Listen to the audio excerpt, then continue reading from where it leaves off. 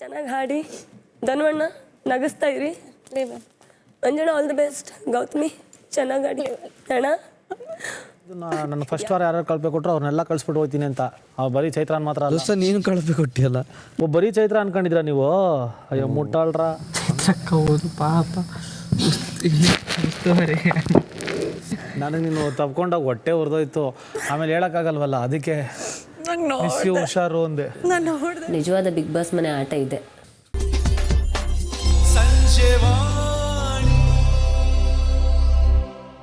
Hi hello ಎಲ್ಲರಿಗೂ ನಮಸ್ಕಾರ. ಇವತ್ತಿನ ಬಿಗ್ ಬಾಸ್ ಅಪ್ಡೇಟ್ ಏನು ಅಂತ ಈ ಒಂದು ವಿಡಿಯೋದಲ್ಲಿ ಕಂಪ್ಲೀಟ್ ಆಗಿ ತಿಳಿಸ್ತಾ ಹೋಗ್ತೀನಿ. ಕಂಪ್ಲೀಟ್ ಆಗಿ ಈ ಒಂದು ವಿಡಿಯೋವನ್ನ ವೀಕ್ಷಿಸಿ. ಬಿಗ್ ಬಾಸ್ ಮನೆಯಲ್ಲಿ ಈ ವಾರ 8 ಮಂದಿ ನಾಮಿನೇಟ್ ಆಗಿದ್ರೂ ಕೂಡ ಯಾರು ಹೋಗೋದಿಲ್ಲ ಅಥವಾ ಯಾರ ಮನೆಯಲ್ಲಿ ಇರ್ತಾರೆ ಅನ್ನುವಂಥ ಒಂದಿಷ್ಟು ಅನುಮಾನ ಕೂಡ ಇತ್ತು. ಹಾಗೆ ಕಳೆದ ಒಂದು ಎಪಿಸೋಡ್ನಲ್ಲಿ ಇವೆಲ್ಲಕ್ಕೂ ಕೂಡ ಆನ್ಸರ್ ಸಿಕ್ಕಿರುವಂಥದ್ದು. ಯಾಕಂದ್ರೆ ಈ ವಾರ ಎಲಿಮಿನೇಷನ್ ಪ್ರಕ್ರಿಯೆ ಮುಗಿದ್ರೂ ಕೂಡ ವೋಟಿಂಗ್ ಲೈನ್ಸ್ ತೆರೆದಿಲ್ಲ.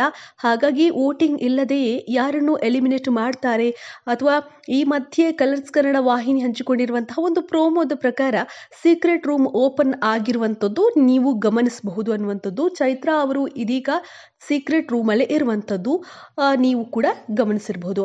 ಇನ್ನು ಎಲಿಮಿನೇಷನ್ ರೂಪದಲ್ಲಿ ಹೊರಬಂದ ಚೈತ್ರ ಅವರನ್ನ ಯಾರಿಗೂ ತಿಳಿಯದಂತೆ ಕನ್ಫೆಷನ್ ರೂಮ್ನಲ್ಲಿ ಕೂರಿಸಲಾಗಿದೆ. ಆಗ ಸುದೀಪ್ ಅವರು ಚೈತ್ರ ಅವರು ಬಿಗ್ ಬಾಸ್ ಹೇಳುವವರೆಗೂ ಅಲ್ಲಿಂದಲೇ ಬಿಗ್ ಬಾಸ್ ಅನ್ನ ನೋಡ್ತಾ ಇರ್ತಾರೆ ಅನ್ನುವಂಥದ್ದು ಒಂದು ಸುದೀಪ್ ಅವರು ಹೇಳ್ತಾರೆ. ಯಾರು ಕಿಚ್ಚ ಸುದೀಪ್ ಅವರು ಚೈತ್ರ ಅವರಿಗೆ ಹೇಳ್ತಾರೆ, ನಿಮ್ಮನ್ನ ಕನ್ಫೆಷನ್ ರೂಮ್ನಲ್ಲಿ ಇಟ್ಟಿರಲಾಗುತ್ತೆ ಅಂತ. ಸೊ ಅದಾದ ಮೇಲೆ ಕೆಲವೊಂದು ನಿರ್ಧಾರಗಳ ನಂತರ ನಿಮ್ಮ ಬಗ್ಗೆ ಅಥವಾ ನೀವು ಮನೆಯಿಂದ ಆಚೆ ಹೋಗ್ತಿರೋ ಅಥವಾ ವಾಪಸ್ ಮನೆಯೊಳಗೆ ಹೋಗ್ತೀರಾ ಅನ್ನೋದನ್ನು ನಿರ್ಧಾರ ಮಾಡಲಾಗುತ್ತೆ.